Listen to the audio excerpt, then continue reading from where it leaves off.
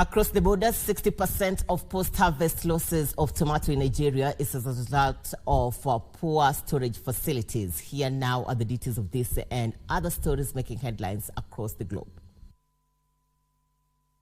In its World Economic Outlook, the IMF said through the ongoing energy crisis will drag economic growth lower this year, avoiding a technical recession in the first quarter of 2023 had given the Nigerian economy some hope. Nigeria, being the 13th largest producer of tomatoes in the world and the second after Egypt in Africa, is still unable to meet local demand because about 60% of tomato produce is wasted due to lack of storage facilities, poor handling practices, and poor transportation networks across the country. Elsewhere, the private sector in Zimbabwe says that it is ready to work with the government to exploit opportunities ushered in the prevailing stable economic environment to drive sustainable economic growth.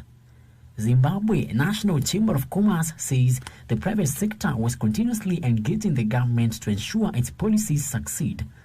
The Zimbabwean government considers the private sector-led economic growth a key pillar for the country to attain all future growth targets, including its Vision 2030, by which time Zimbabwe is expected to be an upper middle-income economy.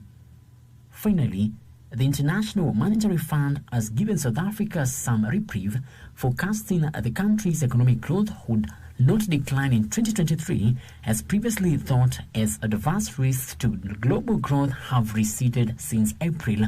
South Africa's power utility Eskom has resumed implementing heightened levels of power cuts during peak hours as the current electricity generation struggles to meet rising demand after lower stages of load shedding in June. The IMF's growth forecast for 2023 is in line with the South Africa's Reserve Bank, which revised its GDP forecast from 0.3% to 0.4%.